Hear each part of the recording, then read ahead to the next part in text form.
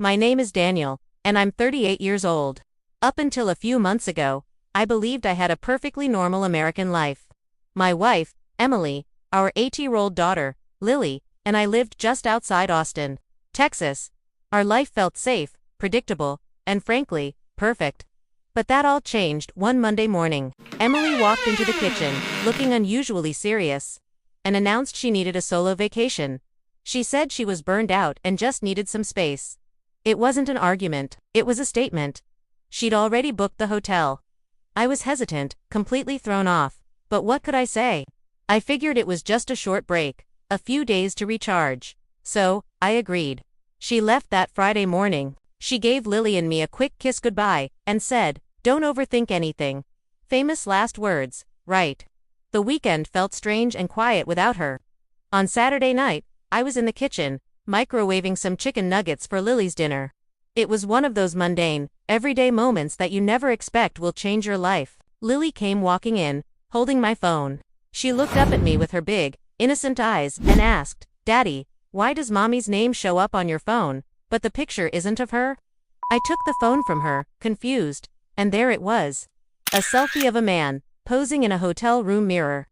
Below the picture was a message that made my blood run cold. It read, "Can't wait to see you again tomorrow," followed by a heart emoji and the initial E. It hit me like a ton of bricks. My, Emily, sending messages like this to another man.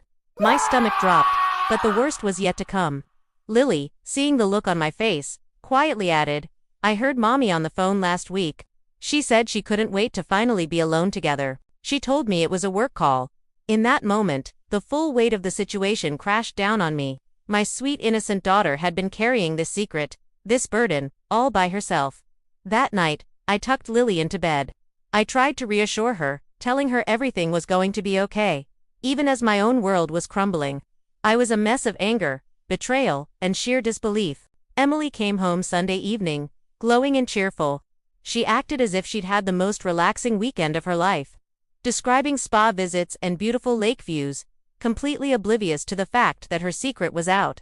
I couldn't bring myself to confront her right then, not in front of Lily, not while my own emotions were so raw.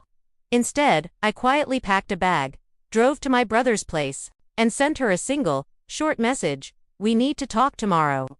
I know everything." My phone immediately blew up with calls and texts. She was begging me to come home, to talk, to explain.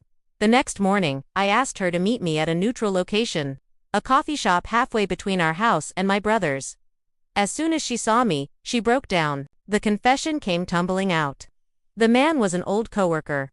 They had reconnected online, and the affair had been going on for 8 months. 8 months of lies. But the part that truly broke me, the part I still can't get over, was learning how Lily had been emotionally entangled in this. Forced to overhear conversations she never should have, to carry a secret that wasn't hers to keep. That's when I knew what I had to do. I decided to separate from Emily. It wasn't about revenge or punishing her. It was about protecting our daughter. It was about protecting myself. My priority had to be the innocent child caught in the middle of this mess. Emily started going to therapy, and now sees Lily on the weekends. I'm not sure if our marriage can survive this, and honestly, maybe that's okay.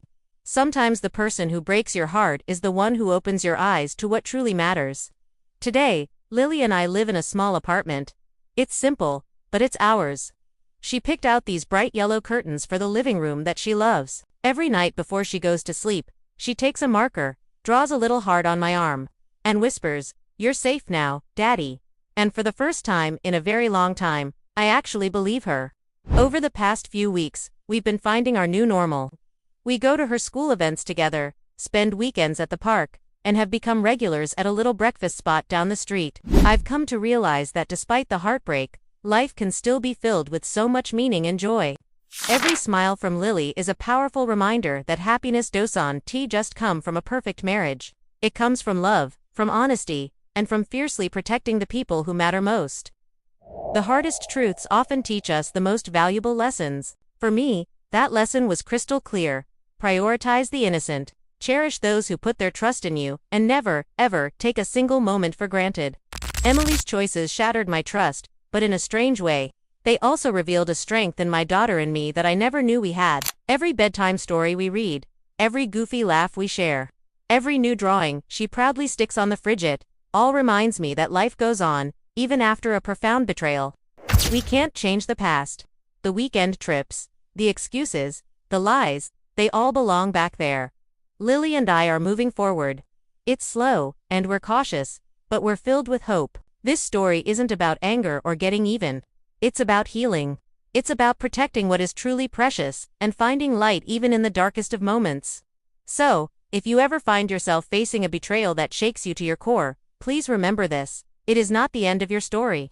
Sometimes, it's just the beginning of a stronger, wiser, and more loving chapter. For me and Lily, our new chapter starts with truth, with the trust we are rebuilding between us, and with the unshakable knowledge that no matter what happens, family comes first.